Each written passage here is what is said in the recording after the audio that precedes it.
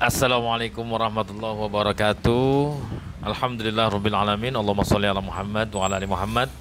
Oke teman-teman sekalian, yuk kita kembali belajar dan terus belajar.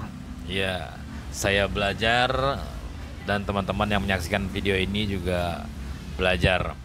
Kalau sudah ada yang paham, sudah ada yang mengerti, ya alhamdulillah bisa di-share-share di kolom komentar ya teman-teman sekalian ya. Karena wa maqaman ilallah, tidak ada yang sempurna selain Allah. Dan saya di sini hanya bisa menjabarkan hal-hal yang sederhana yang kadang-kadang terlupa, terutama masalah hati.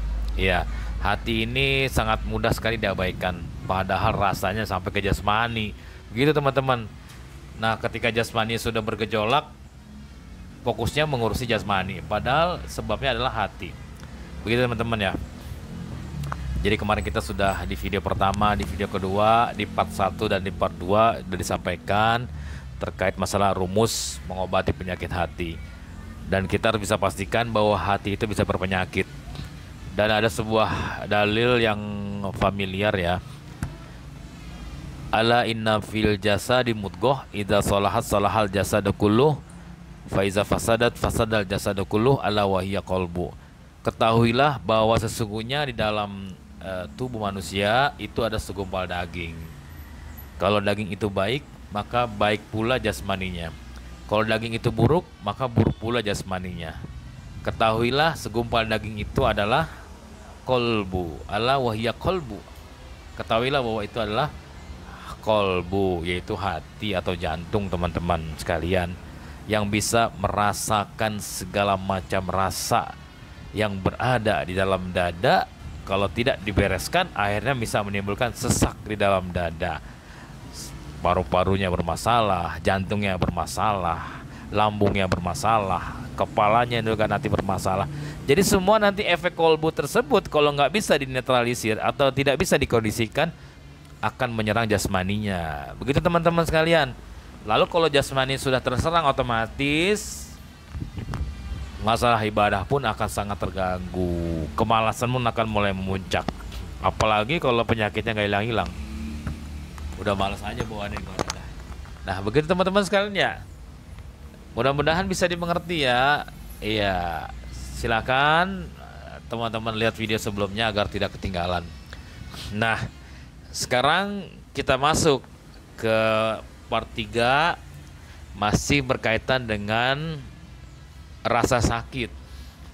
Rasa sakit ini merupakan hal yang wajar yang dimiliki oleh setiap manusia ketika teraktivasi rasa dalam tubuhnya, baik rasa marah, rasa sedih maupun rasa takut. Nah, gitu. Jadi 3 rasa ini yang mendominasi dalam diri manusia yang bisa berpotensi menjadi rasa sakit, teman-teman. Marah, sedih, takut ini bisa positif, lalu bisa juga negatif. Nah, di sini kita masuk jalur negatifnya. Ya, kalau positifnya jelas ya. Marah karena agama kita dihina, marah karena Rasulullah SAW Nabi kita dihina, gitu. Berjuang kita membela agama kita dengan kemarahan, gitu. Kalau nggak ada marah kita melempem, gitu ya. Jadi ini positif. Sedih juga sama, sedih karena kita nggak bisa berbuat apa-apa, sedangkan kemaksiatan berada di depan mata kita, gitu. Boleh sedih karena tidak maksimal itu beribadah kepada Allah, wajar gitu. Takut juga sama, takut kepada Allah. Lihat. Begitu. Jadi rasa yang timbul dalam diri manusia yang berpotensi menyebabkan rasa sakit. Nah, rasa sakit ini nanti akan menjadi sumber utama manusia bisa berpenyakit hatinya. Nah, tadi saya sampaikan dalilnya. Kalau sudah berpenyakit hatinya, rusak kalbunya, maka jasmaninya pun akan rusak. Begitu teman-teman sekalian. Jadi ini sangat penting. Ya, ada yang menyatakan ini nggak penting, ya ketinggalan. Ya, nanti kalau udah menderita penyakit-penyakit yang memang terbangun dari penyakit hati, aduh, bingungan dah. Karena nggak ada obatnya. Bukan nggak ada obatnya, belum ditemukan obatnya. Begitu teman-teman sekalian. Yuk. Sekarang saya sampaikan kemarin, rasa sakit itu merupakan sebuah alarm buat manusia agar waspada, jangan sampai jatuh ke dalam perkara sakit hati. Sekarang kita ulas dulu. Kalau ada rasa marah yang terbangun dalam diri manusia, marah ya. Ini rasa sakit apa yang ditimbulkan dari marah? Ada yang namanya sebel. Ya teman-teman, tadi pernah sebel nggak? Ada yang namanya benci. Ada yang namanya kesel. Ya, bahkan puncaknya mungkin masuk sakit hati nanti dendam. Ada hasad. Nah, ini merupakan efek dari kemarahan yang bergejolak dalam tubuhnya, lalu menimbulkan rasa sakit. Nih, rasa sakit. Nah, ketika ini sudah muncul, sebel, benci, kesel, dendam, hasad, itu sudah muncul dikarenakan gejolak marahnya. Nah, tugas kita bagaimana caranya agar rasa sakit ini tidak memuncak atau bertumpuk-tumpuk sampai karena sakit hati, teman-teman.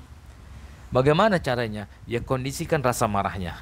Lalu bagaimana cara kita mengkondisikan rasa marah? Ada nggak solusi yang Allah tawarkan dari Al-Quran maupun hadis tentang bagaimana caranya kita mengkondisikan amarah kita? Kita lanjut video berikutnya. Barakallahu fikum. Tetap semangat, tetap berjuang. Semoga kita termasuk orang-orang yang senantiasa istiqomah berada di jalan yang Allah sudah ridhoi, Allah yang sudah Allah tunjukkan. Wallahu a'lam bishawab. Assalamualaikum warahmatullahi wabarakatuh.